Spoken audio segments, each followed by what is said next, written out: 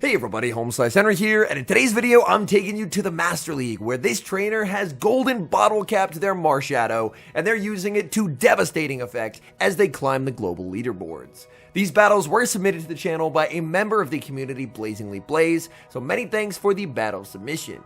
Marshadow's strengths lie in its ability to inflict massive damage to Lunala and Dawnwings with Sucker Punch, and when shields are down, dealing devastating super effective damage to Zamazenta Crown Form and Rhyperior with close combat. So without further ado, let's hop into the matches and let's take a look at Hundo Marshadow in the Master League. Off to a good start in game number 1, Ho-Oh into Zamazenta. Opponent will save switch into a Shadow Claw Kyurem, and that so far is going to be unanswered by the Ho-Oh. Ho-Oh just going to stay in and fire off Sacred Fire. Sacred Fire is going to be shielded, and now in comes Palkia. Palkia going to be no shielding here, calling that it is just a Fusion Bolt, and the bait call is correct. That is very, very nice for the Palkia, who will now fire off the Aqua Tail, just trying to knock out Kyurem. Kyurem, no shields, gets KO'd, and back in comes Zamazenta.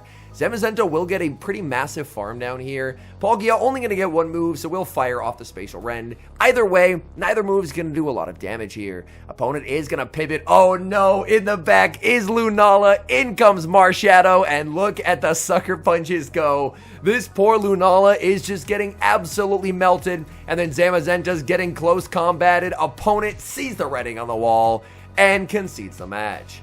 Hopping into game number 2, Ho-Oh into Zacian. The Ho-Oh lead so far paying dividends. Opponent again save switching into the Shadow Claw Kyurem. Disaster strikes for the opponent as they try and CMP tie Fusion Bolt to a Brave Bird. Ho-Oh does not throw, and that's 20 free energy the opponent just gave to this bird. Ho-Oh now at energy cap, fires off the Sacred Fire. There is the shield and the attack drop, and that means Palkia does not have to respect Free Shock whatsoever. Free Shock does apply the attack drop, and that means that the Palkia does get a little bit lower, which is nice because the Zacian is going to look for a full resisted farm down. Obviously, Aqua Tail never particularly threatening to Zacian, especially when it has been debuffed. Dragon Breath triple resisted, not doing a ton either, but all this energy from the Zacian will not go very far into Ho-Oh, as Ho-Oh is going to be a wall. In comes Ho-Oh, there's going to be a Palkia in the back, and that snuck Incinerate from earlier comes back to burn the opponent as Ho-Oh is able to very quickly make it to the Brave Bird, and now in comes Marshadow. Marshadow is a very bulky Pokemon in the Master League. Marshadow will put up a shield. There's the Aqua Tail coming through from the Palkia. Marshadow now going to look to connect with the Close Combat. Close Combat will be hitting for neutral damage. Palkia gets KO'd. In comes Zacian, and it's all she wrote. This is neutral damage, but Close Combat is a terrific charge attack. Down goes Zacian, and that's a good game. We move to match number 3, and the lead luck has run out for Ho-Oh as it now leads into Zygarde. Zygarde's energy can obviously go basically anywhere into this team, so it's always going to be a little bit uncomfortable. Ho-Oh deciding to put the shield pressure on the Zygarde first, going for the Brave Bird, it's going to connect, and there's the save switch into Marshadow. Opponent throws an alignment back, a pretty curious decision from the opponent. They will go for a Crunch Bait, and now out comes Ho-Oh. Now Marshadow can obviously learn Rock Slide. Rock Slide would be double super effective. The question is, does the opponent know that and decide to respect a move here? The Ice Punch is going to be no shielded. Ice Punch not a particularly threatening attack onto a Ho-Oh. Ice Punch number 2 will very comfortably land as Ho-Oh looks to farm down, but they realize they can't. Otherwise, a third Ice Punch would have been reached. Ho-Oh forced to go for the Sacred Fire, and that is a lot of energy lost. In comes the Palkia. Palkia has to respect the Brave Bird. That would just be too much health lost. Brave Bird does get shielded. In comes the Zygarde. Switch into the Ho-Oh right on cue to catch the move from Zygarde. Very nicely done. That's going to be the Crunch. Crunch does not get the debuff. Obviously, it's only a 20% chance this season. Ho-Oh going to be met with a third Crunch, and that's still just not going to phase the Ho-Oh whatsoever. Ho-Oh will have to throw a charge attack here, but does not want to KO the Zygarde. Instead wants to try and set up a farm down. This is going to be close. Zygarde, no, they live on 1 HP. They get the farm down, but Dragon Breath snipes them down, denying their energy. In the back is going to be Dawnwings, and you may have noticed this is a Best Buddy Palkia. One of the reasons for running a Best Buddy Palkia is it does actually do extra Dragon Breath damage into Dawnwings. Dawnwings immediately under quite a bit more pressure than it typically would be because of this extra Dragon Breath damage, and that's going to allow Palkia to get a full farm down as Dawnwings needs a double up to win this game. They simply cannot get there, And the choice to best buddy Palkia pays dividends, as despite the bad lead, Blaze is able to escape with a win. And speaking of bad leads, Ho-Oh into Kyogre, never a good sign. Quick save switch into Marshadow, answered with Gholdengo. Gholdengo obviously doing quite a lot of damage with Astonishes, but the Sucker Punches are absolutely keeping up. Ice Punch will be shielded by Gholdengo. Gholdengo forced to go down 2 shields or they're going to lose all of their energy. So Gholdengo is going to do just that. They're keeping switch advantage, but now there's a 2-0 shield Palkia for the end game. In comes Ho-Oh. Ho-Oh can survive a Power Gem. Not particularly well, but it can survive it. That's double super effective damage. There's the quick switch into the Palkia, trying to snipe down, but unfortunately that snipe attempt is unsuccessful. Shielding up the Power Gem in the back is going to be Crowned Form Zacian. This matchup is always tricky, as Palkia would love to wait until the opponent debuffs their defense with close combat before it lands the Aqua Tail. Opponent will go for the close combat. There's going to be close combat number 2, and Palkia will put up the shield. Palkia can now connect with the Aqua Tail. This will inflict some pretty significant damage. Aqua Tail into the Zacian, big damage. We see a switch into Ho-Oh, sniping down with this Incinerate, but back in comes Kyogre. Kyogre does not get the farm down. Ho-Oh makes the Brave Bird. May have been damage registration error, and it was. In comes Palkia. They fail the catch, and it's all over despite the terrible lead, able to escape and secure the win. And speaking of the leads, my goodness, it is just not getting better for Ho-Oh, leading into Zygarde, a Kyogre, and now another Zygarde in back-to-back games. This Zygarde will go for the Crunch. Crunch never going to be particularly threatening. Ho-Oh gets the farm up to 100 energy, and Brave Bird will leave a serious mark. Brave Bird lands, in comes Marshadow. Marshadow going to be answered with Ho-Oh once again. This feels like a game that we have seen before. Let's see if this opponent does decide to respect a Rock Slide. Ice Punch gets shielded. The opponent knows the moveset. They respect the Rock Slide. Now, obviously, they know they don't have to because no one would be running Ice Punch plus Rock Slide, but they're still forced to fire off energy.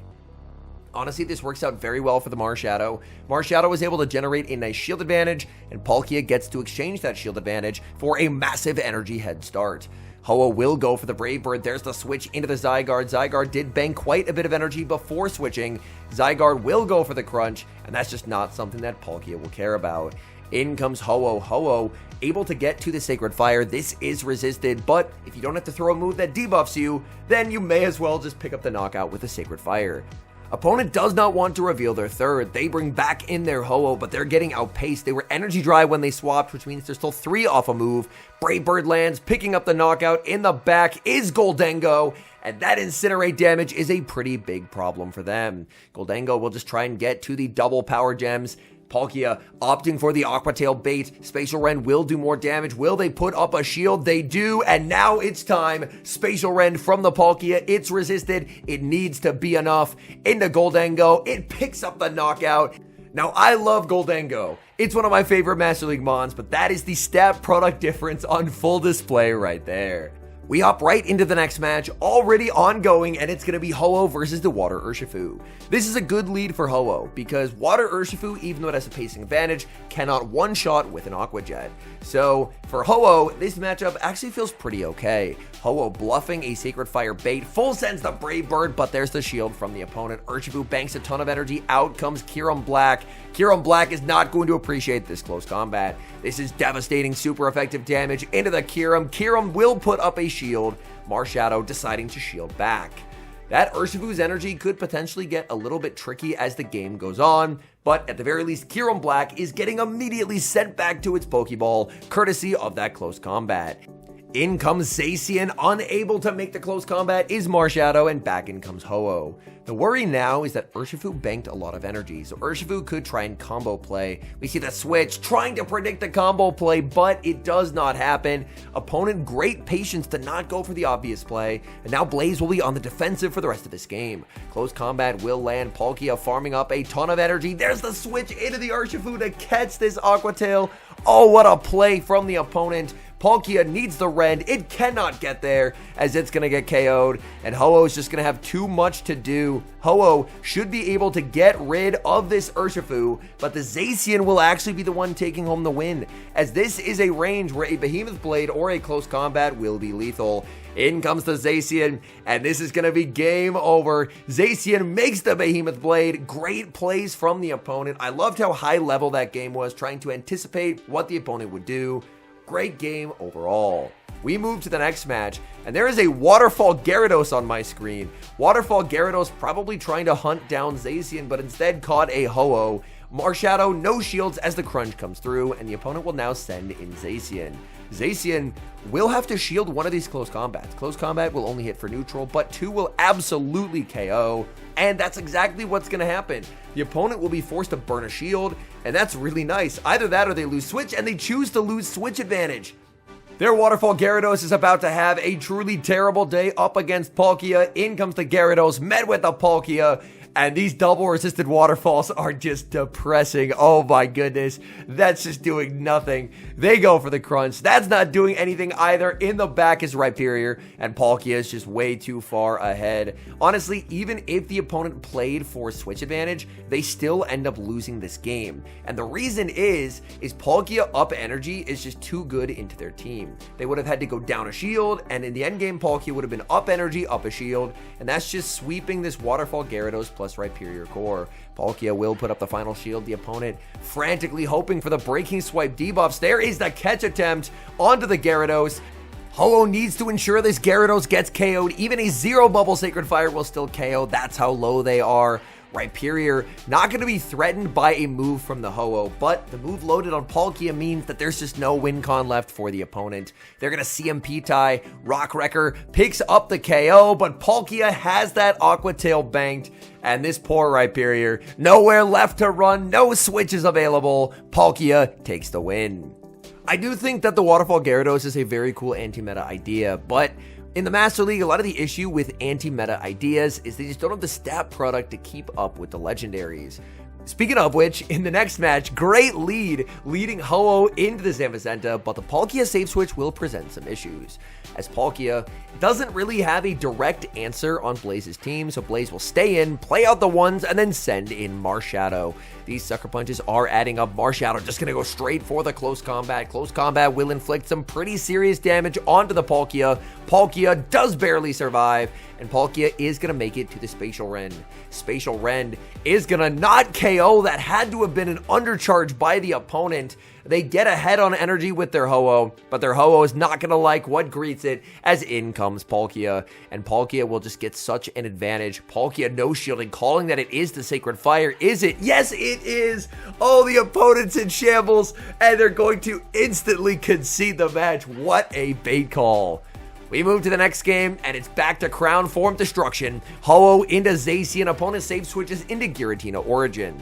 Giratina Origins in this meta will typically run Dragon Pulse. Dragon Pulse obviously gives them a hard-hitting move into Pokemon like Palkia, and right on cue there is the Dragon Pulse. Palkia is at the back-to-back Aqua Tails. Giratina has no choice but to simply let this go. Aqua Tail will land, down goes Giratina. Back in comes the Zacian, but the Palkia is just far too healthy. Zacian will have to throw energy, and that's never a fun spot to be as the Zacian. We're actually going to see an aggressive pivot into the Marshadow. Marshadow answered with a Waterfall Primarina. Marshadow building up past the close combat, going for the Ice Punch bait, hoping to try and grab a shield from the opponent, and they do put up a shield, as this Pokemon can also learn Thunder Punch. So the opponent decides to respect it, and now it's going to be hit with the close combat, and that move does so much damage even when resisted.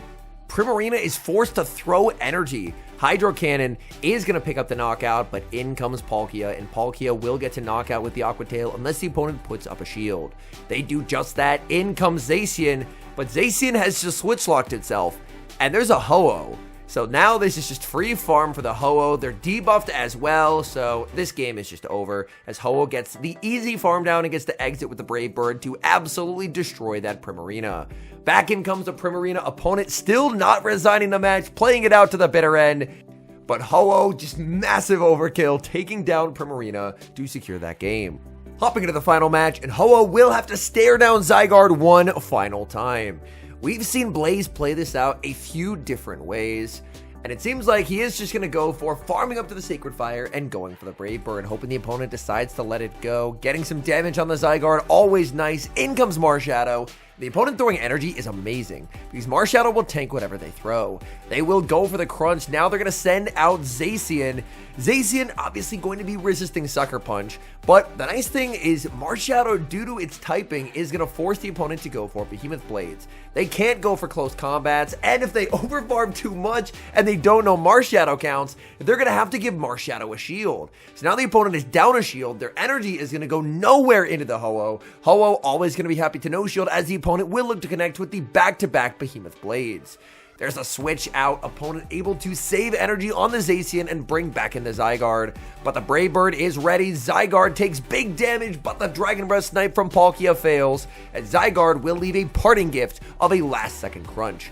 No debuff does come through. The Incinerate did land on the Zacian, so the Zacian will be very low. The Zacian is going to be brought back in. They will get a close combat. Palkia will shield. They're not going to get a second move here. They end up going for a Behemoth Blade. They get farmed down. What is in the back? Oh no, trainer. It's all over, as it's Rhyperior in the back as the final Pokemon. Rhyperior, not a big fan of Aqua Tails, and there is back-to-back Aqua Tails loaded and ready to go. Palkia going for Aqua Tail number 2. Down goes Rhyperior, and that's a good game. All in all, I'm a big fan of people using their bottle caps on more unique Pokemon, so I'm a really big fan of seeing Marshadow bottle capped. It's not a Pokemon that has seen a lot of Master League play for a while, but after doing a few Master League sets, I think I only did like 2 or 3 sets this entire week of Catch Cup and Master League, I actually ran into a few Marshadows, so it seems like Marshadow users just picking up quite a bit, probably as people finish their bottle caps and they realize that Marshadow surprisingly has some pretty legit play in the current meta. Being able to shut down Lunala and basically one shield farm down with Sucker Punches is incredibly nice, and if you're able to get those shields down, having a Rock Wrecker resist is a really helpful thing, and being able to return fire with the massive super effective damage from close combat, and having Ice Punch for Zygarde as well. I think there's definitely a place for Marshadow in this meta. Now obviously the Master League meta does shift from season to season, so time will tell if it does have the same level of success in next season's Master League meta, but I really like seeing people think outside the box in the Master League and get rewarded for it. So big congratulations to Blaze on the massive climb with Marshadow. Anyways, thank you guys so much for watching. If you enjoyed the content, make sure to leave a like and subscribe to the channel if you haven't. And a special thank you as always to our channel members here on YouTube. The support you guys provide is sincerely appreciated. So thank you guys oh so very much. And until next time, I've been HomeSliceHenry.